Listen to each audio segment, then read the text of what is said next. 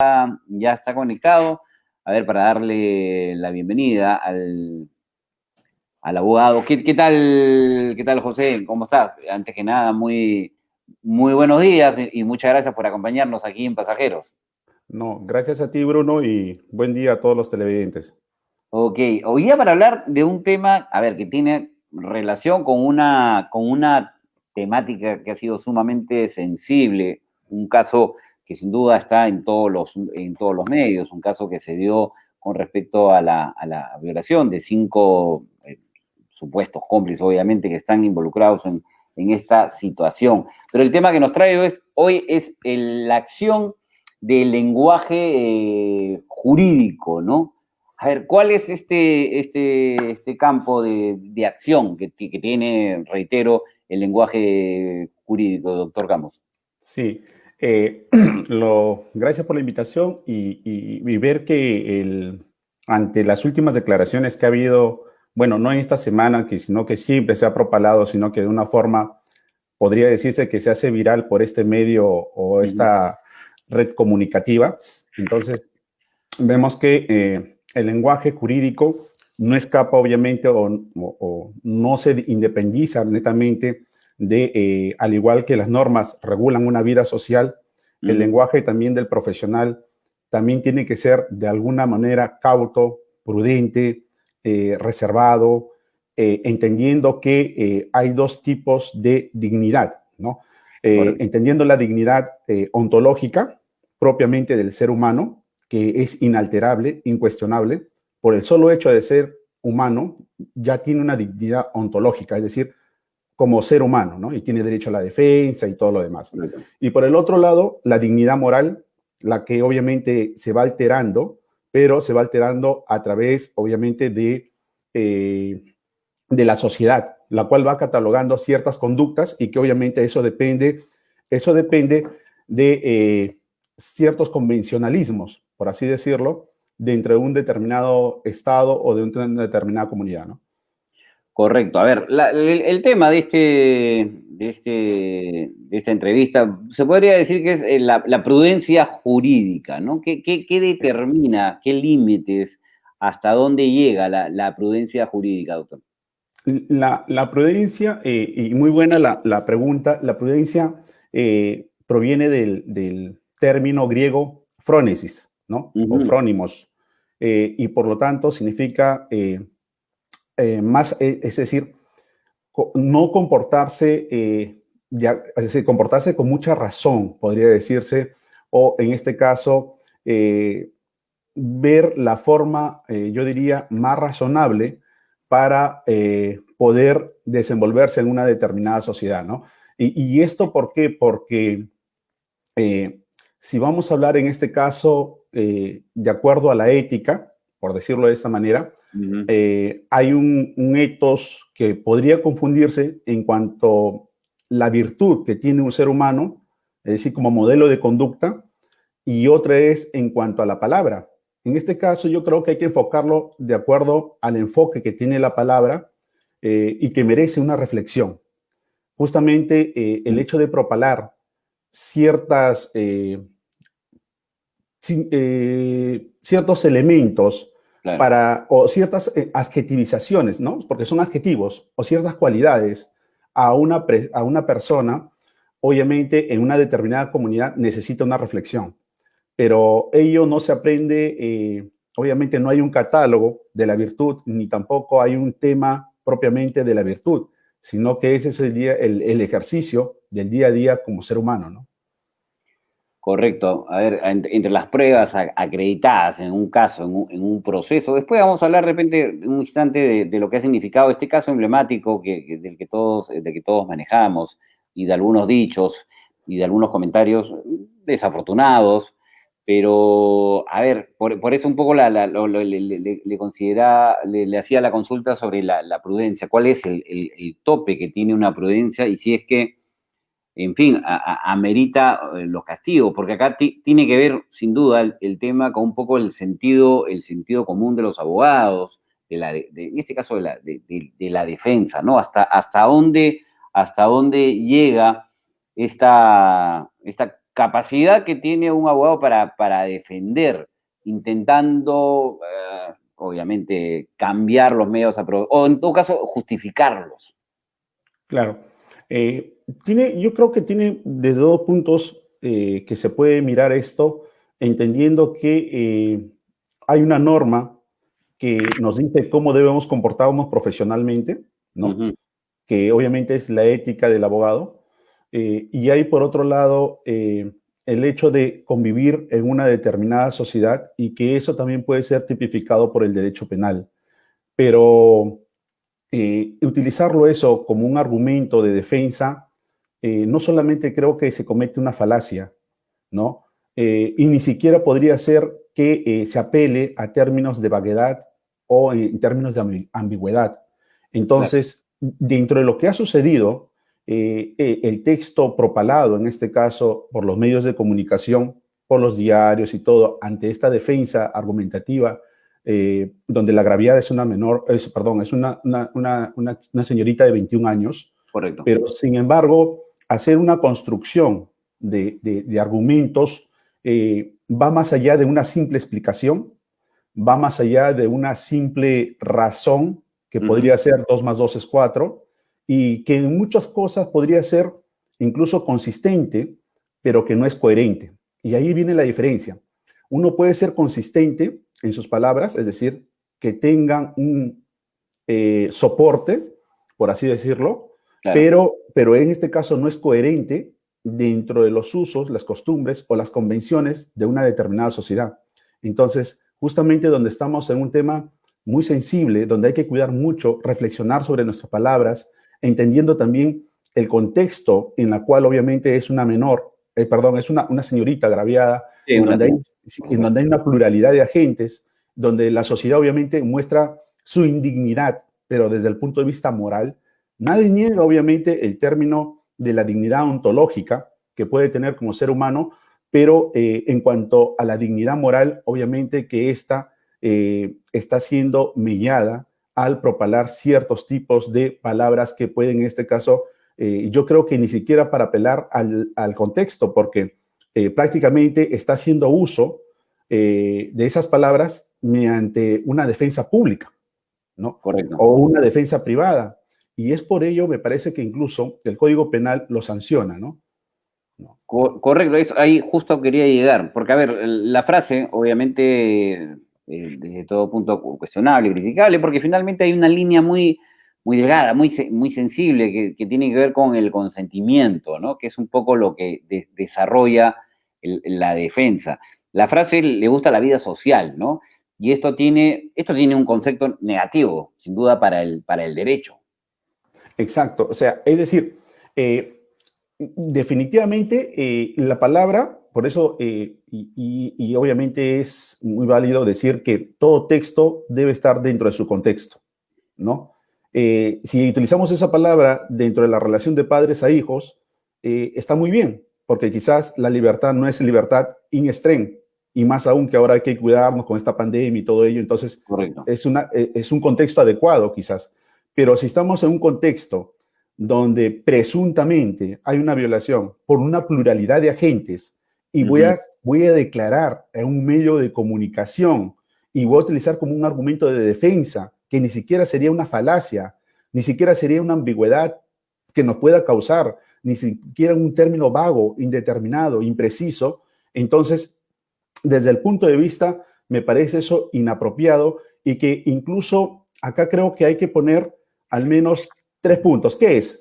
¿Es injuria? ¿Es calumnia? ¿O es difamación? Yo, Claro. desde mi punto de vista y desde mi modesto punto de vista, creo que esto es obviamente algo que perjudica al honor, ¿no? En este caso, que tiene, en este caso, la agraviada, y por Claro. lo tanto se configuraría dentro del tipo de la difamación, ¿no? Y no cualquier difamación, porque lo hace un medio de comunicación, que incluso el artículo 132, si no tengo bien claro los articulados, pero el 132 del Código Penal lo tipifica en este caso como un delito de difamación, que inclusive puede ir entre 1 y no puede ser menor de 1 ni mayor de 3 años de pena privativa. o en este caso incluso los días multa que se le podría dar podría ser de 120 a 365 días multa, pero la pena va entre 1 a 3 años, configurando casi en los últimos párrafos del 132. Ahora, esto en diferencia de qué? En diferencia de los delitos de qué? De la difamación, a diferencia de los delitos del delito del honor, es decir, pero en cuanto a la tipificación de calumnia o injuria, ¿no? Porque la injuria propiamente es una ofensa o una palabra, pero sin ningún medio de comunicación. En cambio, la calumnia es la imputación de un delito, pero en este caso no podría darse ni en el 130 ni en el 131. Estaría dentro del 132 del Código Penal, que desde mi punto de vista sería un delito de difamación.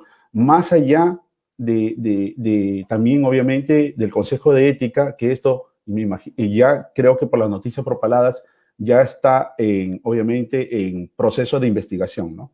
Claro, ¿cuál sería el proceder precisamente el proceso de ética?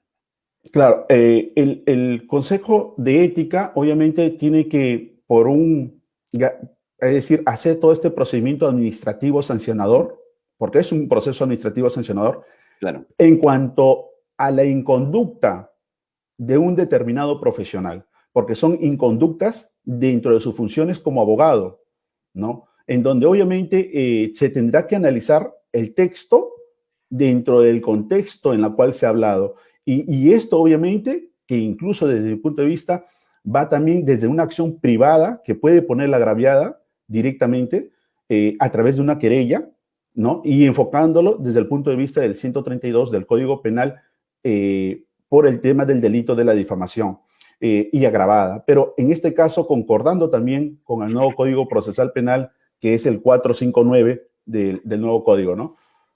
Sí, a ver, escuché, a ver, y hago la consulta, porque hubo ciertas, bueno, cuestionamientos, por supuesto, a la frase, que fue infeliz, cuestionable de todo punto de vista.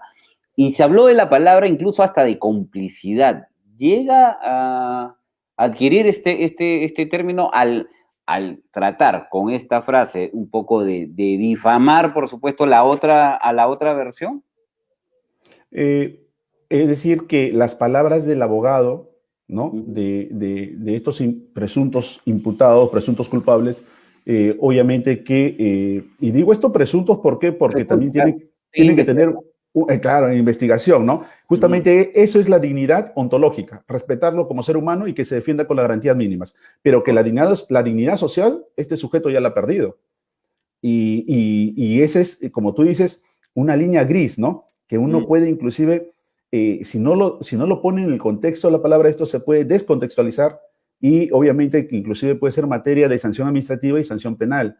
Pero yo no creo que el punto de vista que esto sea colusión, sino que el punto de vista vaya por el tema de que vaya por el tema de la querella, ¿no? Netamente por el delito del bien jurídico, el honor, ¿no? Y por el tema de disciplinario, que vaya por el tema del Consejo de Ética, y también podría ser, qué sé yo, hacer paralelamente la acción civil, que es el resarcimiento, o en todo caso hacerlo vía paralela, el resarcimiento por daño moral, inclusive por la conducta de un determinado abogado al propalar ciertas imputaciones que quiebran, en este caso, el honor de esta señorita de 21 años, ¿no?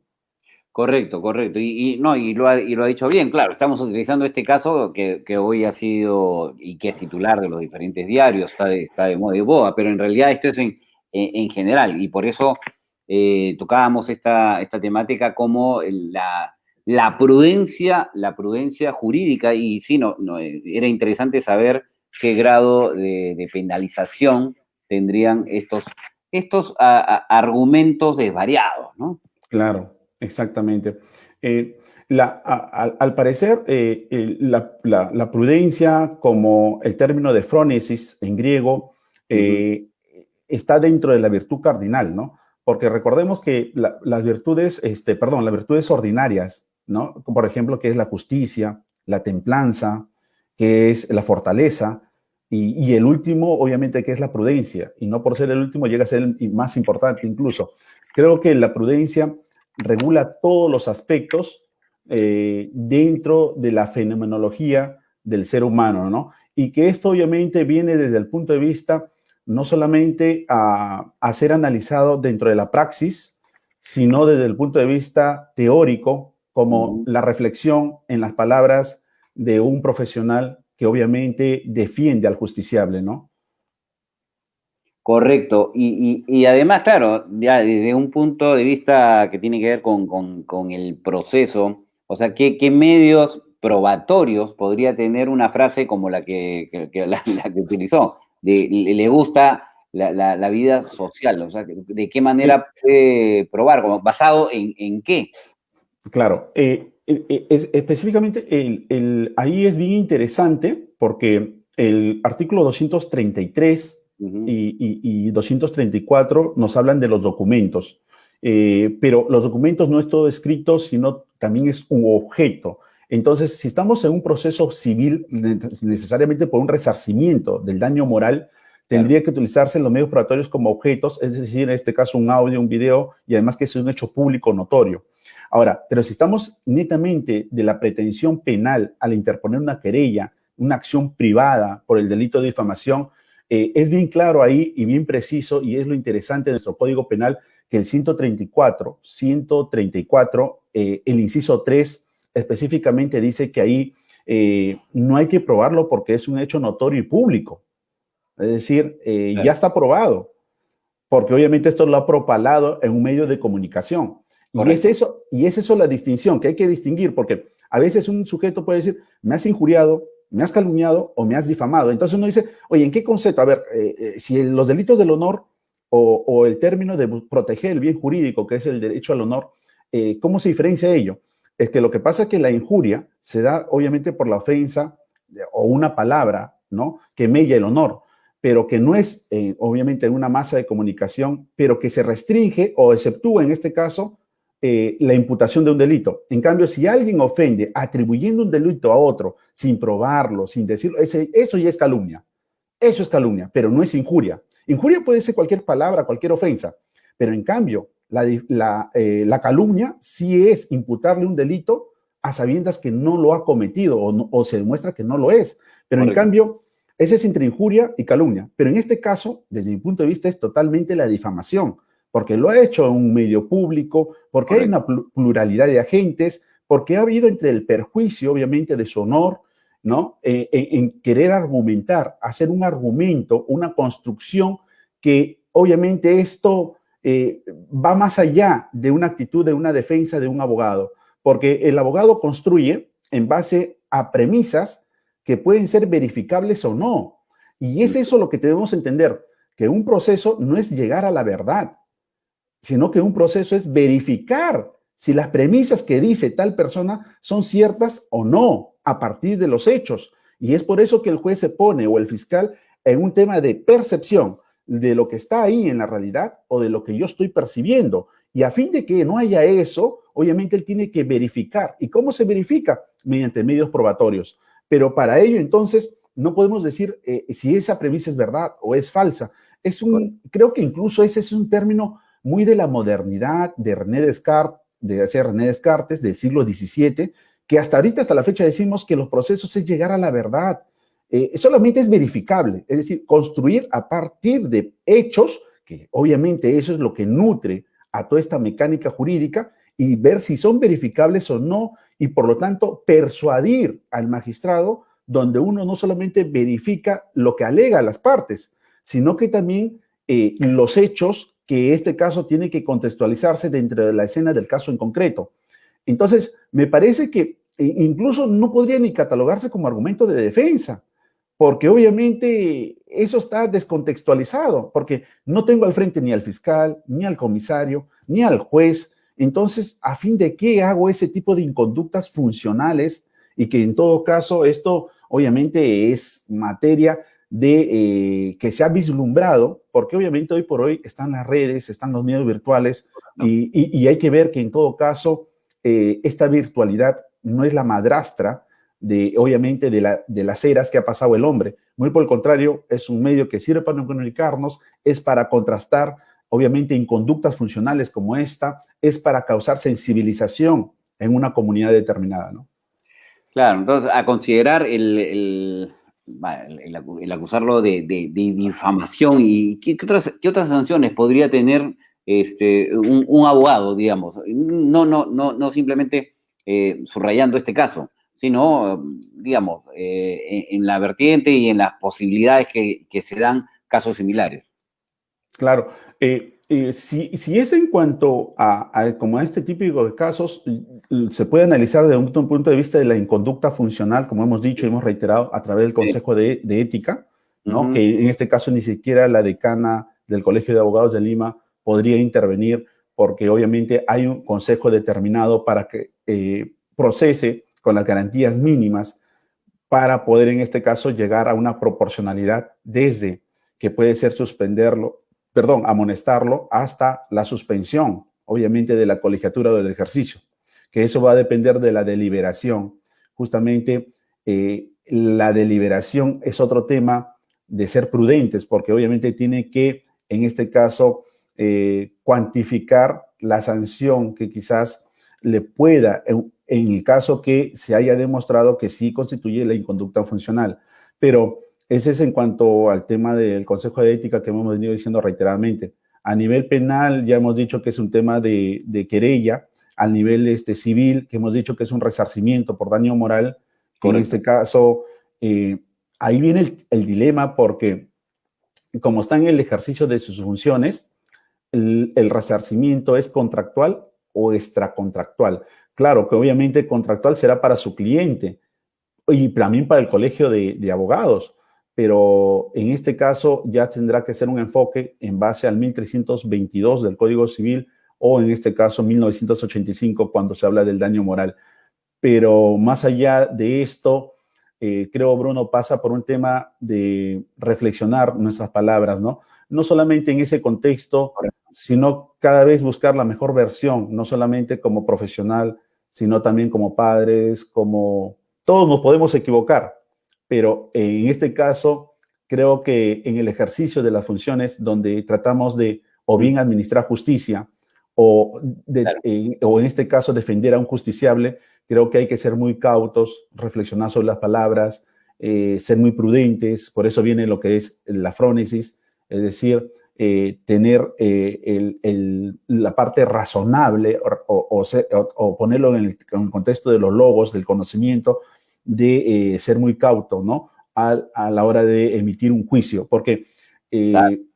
en el interín de la evolución del hombre, esto siempre ha sido una preocupación, desde el mundo de los hititas hasta el tema de Emmanuel Kant, cuando comienza a hablar con el tema de la metafísica de las costumbres la crítica al juicio.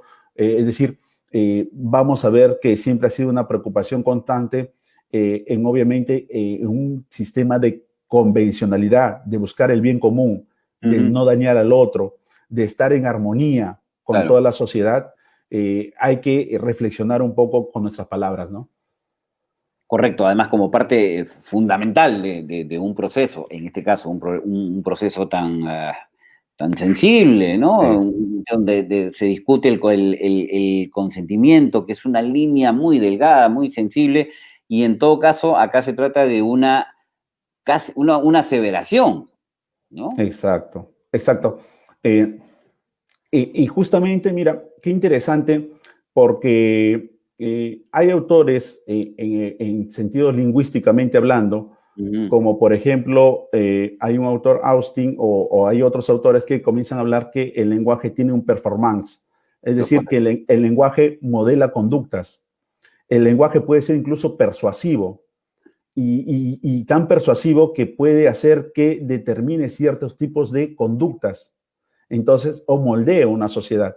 Entonces, el lenguaje ya no es simplemente un medio de comunicación, sino que el lenguaje puede ser que mediante dos o tres palabras o una palabra incitemos a la otra persona que haga una determinada conducta. Pero en este caso, si yo tengo un lenguaje dentro de un contexto jurídico, como tú dices, hay que ver en qué momento utilizo una argumentación, porque ni siquiera yo lo considero esto una falacia.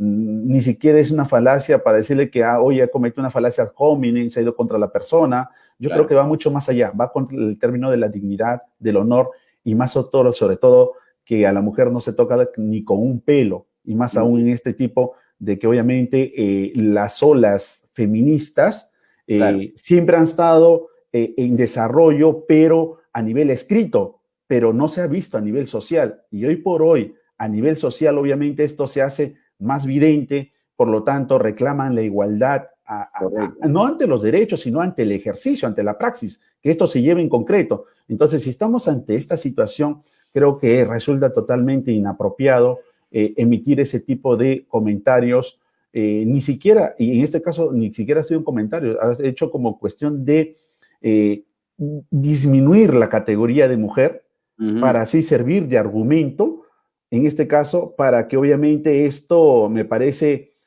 una especie de minimización. La mujer dentro de un contexto, porque hay que decirlo, no puede, es decir, no se cataloga a la mujer como lo que es ella. Es decir, la dignidad de la mujer nunca la pierde. Claro. ¿No? Puede ser una empleada del hogar, puede ser una reina como la de Londres, pero siempre es una mujer y por lo Ujú. tanto, obviamente bajo esa característica especial, porque tenemos madres, ¿no? Y es un ser muy especial, es el único ser que engendra a otros seres y además que también la mujer ha desempeñado un papel dentro de este derrotero y estos embates, incluso en estos términos de pandemia, vemos que obviamente el constructo del papel mujer es el que mueve obviamente un orden no solamente económico, sino que también promueve en este caso o moldea las conductas de una sociedad. Cuando uno es menor de edad, quien pasa más tiempo también es la mujer y por lo tanto también moldea. Es decir, al margen que se le debe mucho, ¿no? Se le quiere mucho a la mujer, pero también Ujú. se le debe tanto. Y ante esa deuda, creo que hay que ser cautos para poder emitir un juicio de ese tipo de o ese calibre de opinión, ¿no? Totalmente de acuerdo, doctor Camus. Obviamente hemos tocado este tema a referencia a este caso que está en un proceso de investigación, pero Exacto. queríamos, claro, en esto de extraernos y tener como temática o como consecuencia de este tema el propósito de la prudencia judicial, que es el tema que en realidad hoy nos cita, ¿no? Ok, doctor. Nada, como siempre, muy agradecido por sus conceptos, por los temas y estaremos sin duda reiterando este tipo de conversaciones. Muy amable. No, gracias a ti, Bruno, y gracias obviamente a todos los televidentes. Y me parece muy pertinente. ¿Y sabes por qué, Bruno? Y con esto termino, Dale. porque he escuchado en varios medios que decían injuria, Ujú. calumnia, Ya. aseveraban ciertos hechos, es indigno, pero creo que un poquito es esto lo que se quiere llevar, ¿no? Es decir, entre un modesto entender, podría ser una querella por difamación, porque Información. se ha hecho un medio público, Ujú. porque obviamente ha quebrantado en este caso el honor, pero al margen de ello, también entender que el lenguaje jurídico también tiene un efecto, ¿no? Un efecto social. Entonces, buen día a todos y buen día también a ti, Bruno, y a todos. Y bueno, a seguir adelante. Correcto, correcto. Muy interesante el tema, nos quedó sumamente claro. Así es que nada, volveremos a juntarnos mediante esta vía, esta herramienta y por supuesto en estas ventanas. Un gusto, doctor. Tenga buen día. Un fuerte abrazo para ti, Bruno, y para todos los televidentes. Nos vemos.